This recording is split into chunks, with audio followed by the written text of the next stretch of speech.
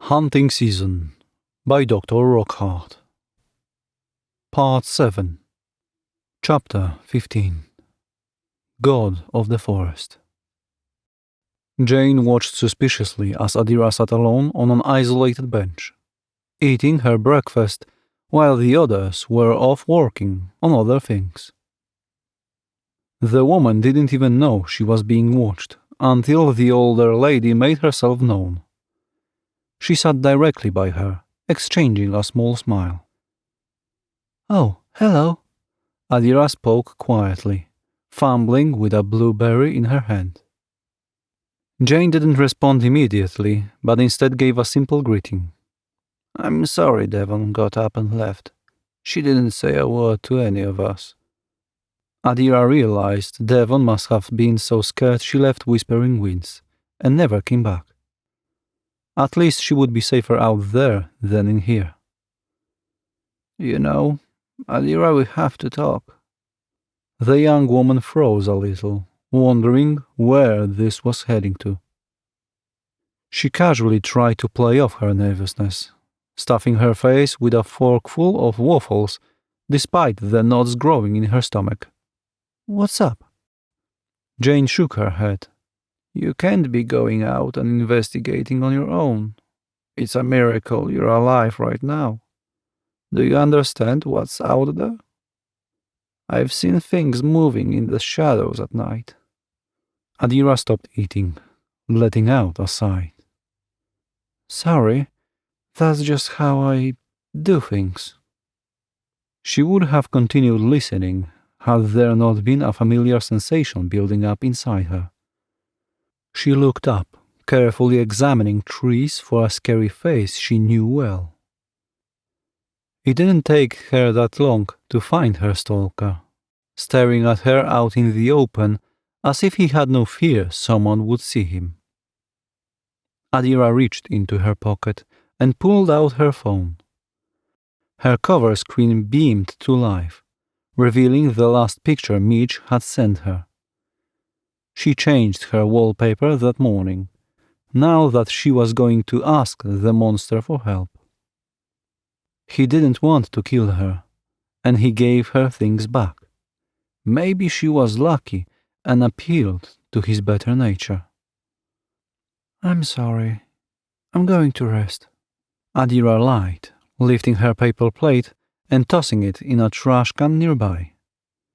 Jane's eyes followed after her, wondering how a woman who was so concerned about her boyfriend would just spend the day inside instead of looking for him with the others. Adira didn't even realize the suspicions the older woman had, but at that moment she didn't care what anyone else thought about her.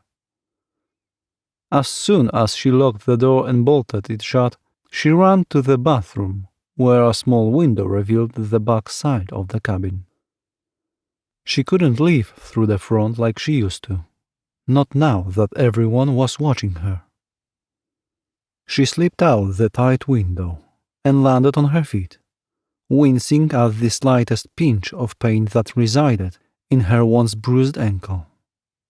It had healed, but she couldn't be too careless with it.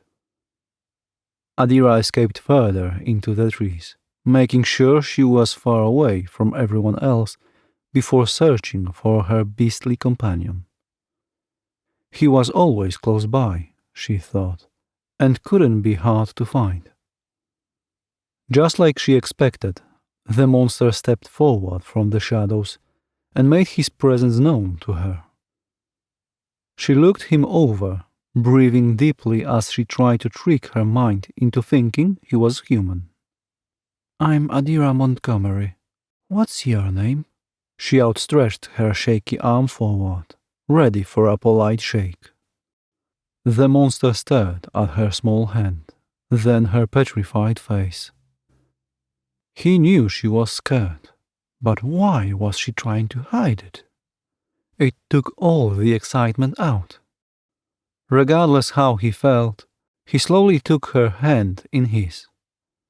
The moment their fingers touched, a weird electric shock traveled through both their bodies. Simultaneously, The two pulled back. Adira turned the other way, trying to move past what had happened. Since you don't have a name, I guess I... God, came a curt response, chilling Adira to the bone. God examined his hand, the one that had touched the human.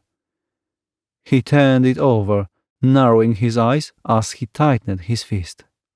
That's what they call me. God. Adira felt at a loss for words once more, but she reminded herself why she was there. Pulling her phone out, she turned it on and showed the creature her wallpaper. Please, if your name is truly who you are, then I need your help. God stared at the picture of the three men silently. Adira cleared her throat, wishing for the best. The man in the middle is Mitch. His friend on the right is Kevin. The other one is Conrad, but he's dead. God's fingers twitched, slightly at the side of the striped shirt. It brought back a very distant memory he couldn't quite recall at the moment. In fact, looking at the picture as a whole was all very familiar. A flash of screaming and blood was all that accompanied that memory, however. I need to find the other two. I can tell you know the forest more than anyone or anything here. Adira secretly begged he would help her. She was so desperate she fell to her knees when God didn't respond. If you are so called God, you will help me.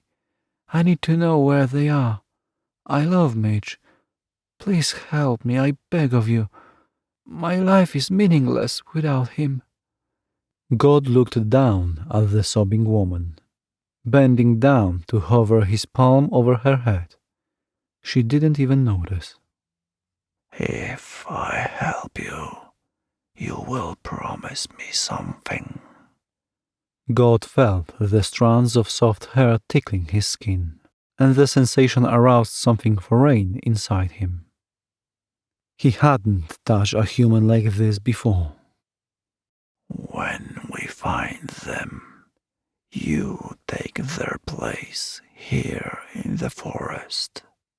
Adira lifted her gaze slowly. Her eyes widened at the proposition, and she would have denied it had another thought not come to mind.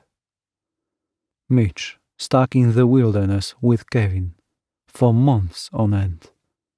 They hadn't been able to bath properly, sleep in a warm bed, eat good food. It was everything she was willing to give up for the man she loved. Her life for Mitch. Are you going to kill me? Adira whispered, despite knowing the answer. She grasped her locket and felt tears burning her eyes when she was greeted with silence. I'll do anything for him. Just promise me the both of them will go free. God was pleased.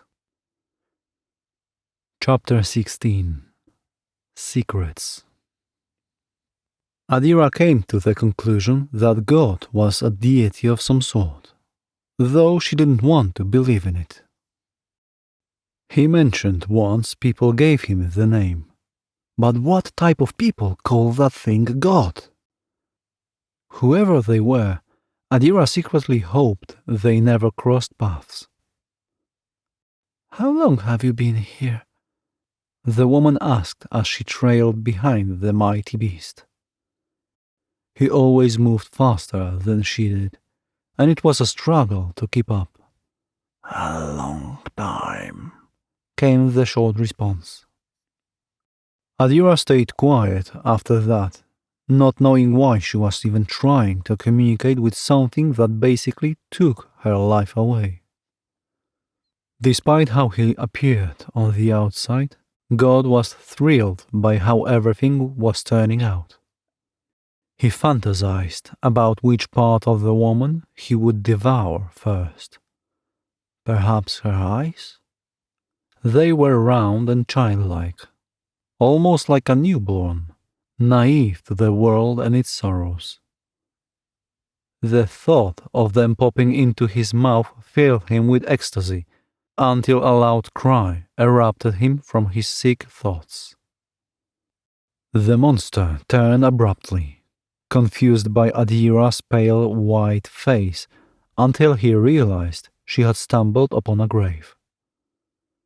A human one, to be exact. Adira stepped away from the pile of bones and visible skull she had almost stepped on. Her heart raced at the sight of the clothes scattered around her. "Oh my God, it's a body!" God didn't care, but examined the remains anyways, to amuse the horrified woman. Everything was still intact, preserved by nature and its elements.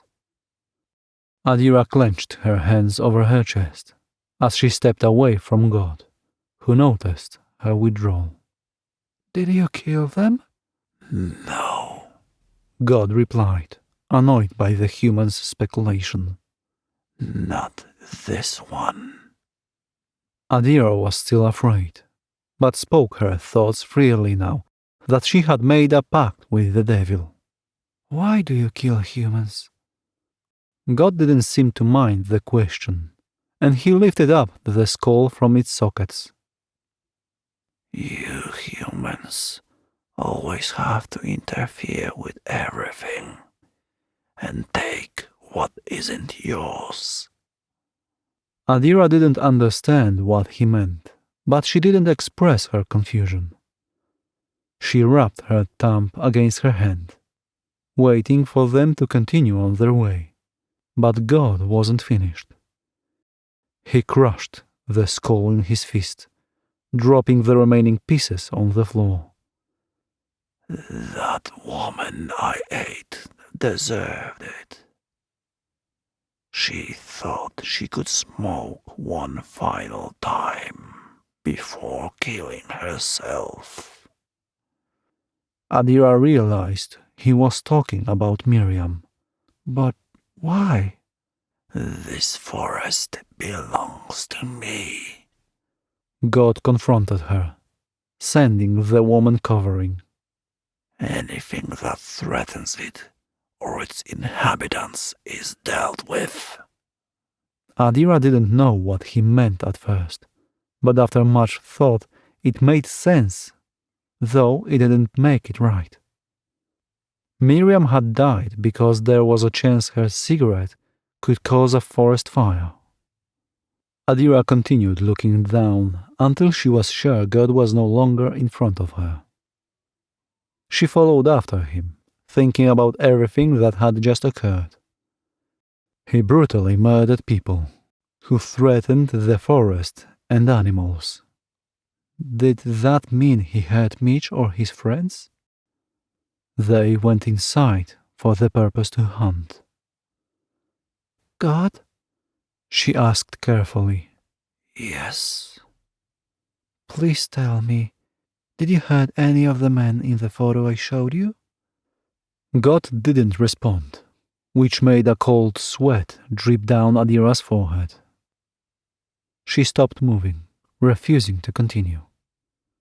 God noticed and did the same, though he didn't turn to face her immediately. As still as a statue, he spoke in a bone-chilling manner. "I don't recall eating them, if that's what you meant." It was a half-truth. He didn't remember them from before, but truth be told, food was food, and God didn't remember every face he ripped off.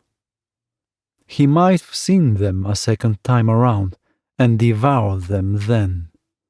Who knew? "Please tell me something. The place we're going to, how long ago did you see them there?" God didn't want to disappoint the woman, but he couldn't recall anything. He only remembered the route, but he knew every part of the forest. "Why don't you see for yourself?" God bluntly stated, pointing to an isolated location in front of him.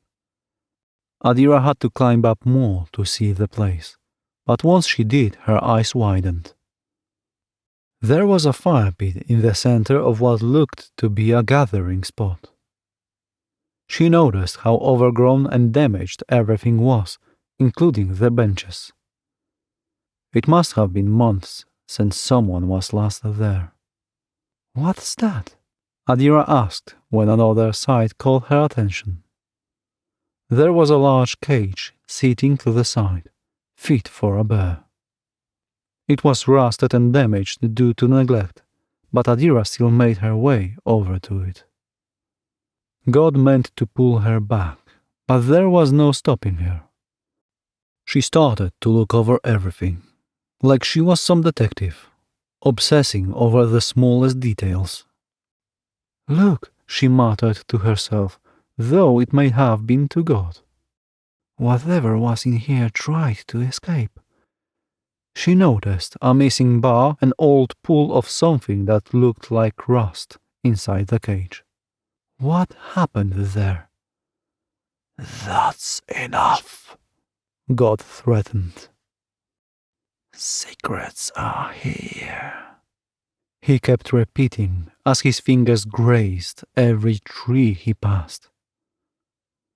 They whispered long-forgotten memories, until images was suddenly flooding into his mind.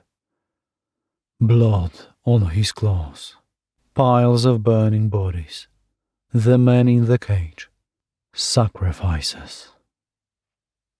God lifted his gaze when the visions were gone, revealing a familiar old cabin and an overly curious woman standing in front of it. "Stay out!" God growled, sending the now terrified human inside the abandoned dwelling. He regretted not devouring her before. Adira fell inside the cabin, heart beating fast at how quickly things had changed.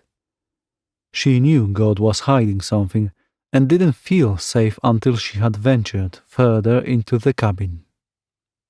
The deeper she traveled, the more prominent a certain smell became. She covered her mouth with her sleeve, trying to figure out where the stench was coming from. There was a small room down a hallway to her right, barely illuminated by the outside light. She stared at it from where she was, debating whether she should see what was inside. The odor was definitely coming from there. The second Adira stepped forward, the floorboard creaked and disguised the sound of the front door opening. She was unaware of a tall, dark figure that had creeped inside. It eyed the back of her head, silently crawling behind her as she continued to walk forward. "Hello?" Adira asked, not knowing if there was anyone inside the room. She could hear movement, like tapping coming from up ahead. She just couldn't tell what it was. "Hello?" She struggled to breathe, as the smell of death was now too powerful for her to handle. The second she stepped into the room and turned her head to get a better look, a large claw shielded her eyes. The only thing she saw before everything went dark were a couple of crows picking at something that looked like a lamp on the floor. "Don't look at that." A familiar voice caused her heart to start fighting against her chest. She began to tremble, nausea forming in the pit of her stomach, as she slowly turned and met eyes with God. He was crouched down, due to the ceiling being too small for him, but even so Adira planned to push past the beast. "There are things in this forest far too complex for you to understand," God warned. Adira shook her head, trying to get thoughts out of her head before focusing on God again. What are you talking about? Why won't you leave me alone and let me find them? Let me find Mitch! Adira didn't even wait for a response. She tried to shove God to one side, though it did nothing, and ended up squeezing her way past him. Once she was outside, her knees felt to the dirt as she struggled to inhale fresh air. The scent of rot lingered on her clothes for a moment, and she stayed put until she was sure the smell was mostly gone. God had been trailing behind, glaring back at the house as the woman recuperated. He had never felt so peculiar before, perhaps because he had never experienced anything like it before. It was awful, unwelcome. The very thought of the cabin made his blood boil. I fear nothing. God's slithery voice hissed with anger as he turned to look back down at the woman. His fingers twitched slightly as she stood up hesitantly, stepping back as a menacing aura began to radiate from the beast. I told you not to go in there, he growled with malice, raising a sharp claw as he stepped towards her. Adira knew at this point there were no more chances. He was going to eat her. God hissed angrily as Adira began to run away from him. He let out an inhuman screech as the panting human desperately tried to search for some sort of protection or weapon. At that point, the only thing she saw was the cage. It had to work. Adira didn't even look back until she threw herself inside the enclosure, fumbling with the chains that dangled from entrance. She wrapped it as quickly as she could between the bars for maximum security. God slammed his body against the structure, reaching his claw into the cage as Adira desperately tried to avoid him. Get away from me! She hollered with all her might, searching around for anything to get the creature to stop. There was nothing, however, and all she could do was avoid his attempts to grab her. God himself was no longer talking, and instead grunted and cocked his head, ravenous for the delicious meal he was being deprived of. The monster's sounds became more distorted, until he was screaming in what could only be described as different voices. Adira shakily pressed her palms against her ears as she trembled at the sight before her, unable to blink. God was crying out in the voices of his victims, young, old, male, female. She could have sworn she even heard Miriam's pleas mixed in there. Adira placed her hand over her chest as her mind and body grew heavier.